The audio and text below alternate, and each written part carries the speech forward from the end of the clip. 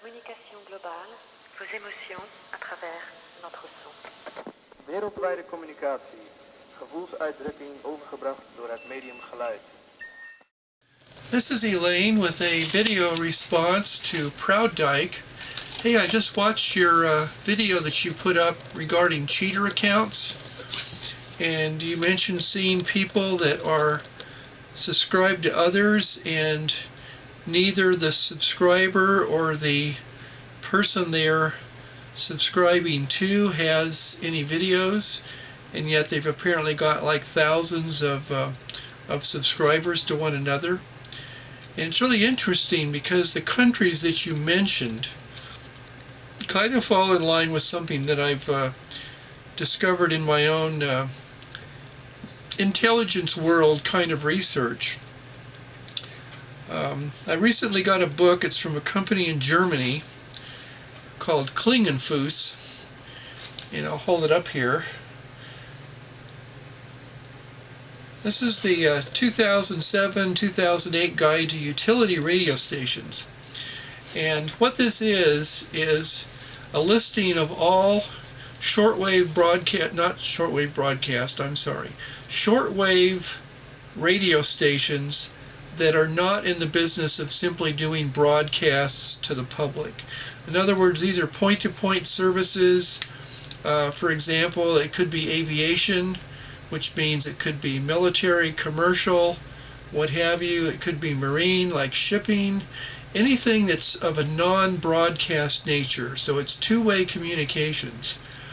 And I just noticed, when you mentioned the countries earlier, I found an entry in here in this Klingenfuß book.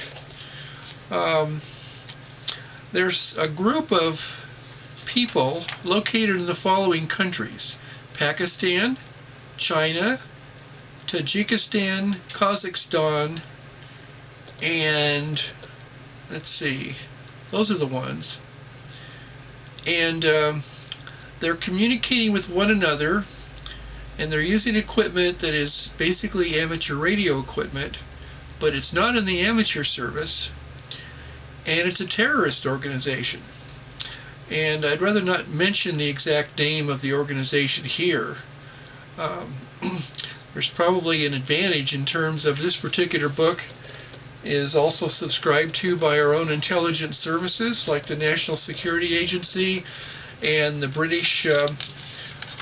British Communications Headquarters in England with MI6.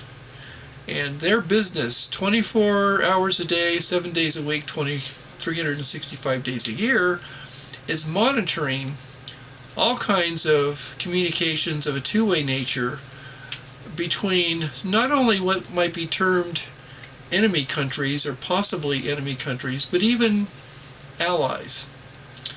It's a common practice, and this particular group in here has been spotted using encrypted radio traffic. And one thing that a terrorist group needs to be able to do is to be able to communicate between one another without an intelligence service being able to readily find the members that are communicating back and forth. And of course, conventional email, that's simply an email account that goes to something that you actually pay a fee for, is easily tracked by the intelligence services. However, think about this.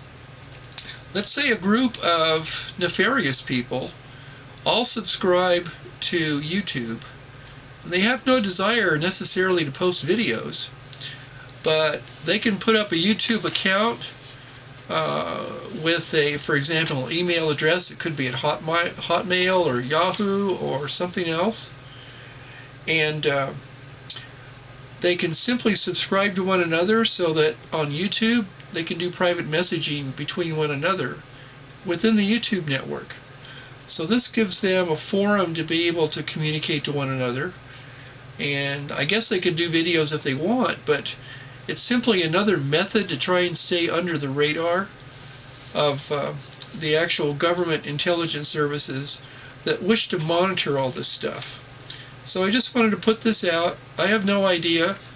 I think I'll send you a PM, a private message. I'm curious about the particular people that you saw that had the particular countries listed, because I have kind of a professional interest, if you will, aside from YouTube, just because of the countries. If you're saying Pakistan, China, Tajikistan, Kazakhstan, I just find that very interesting. And you mentioned Turkey also. So, all those countries over there that could be harboring nefarious people, they may be wanting to communicate between one another, and YouTube could be a venue for that. Already, there was mention in the news media here in the United States about a year ago that the National Security Agency was monitoring and harvesting information off of MySpace. And because MySpace has the same thing, people can go and subscribe, and then they can do private messaging between one another. And the intelligence agencies want to be able to build, based on the connectivity between various people, who the network is, and what people constitute a network that's talking to one another. So I just wanted to put that out as a possibility.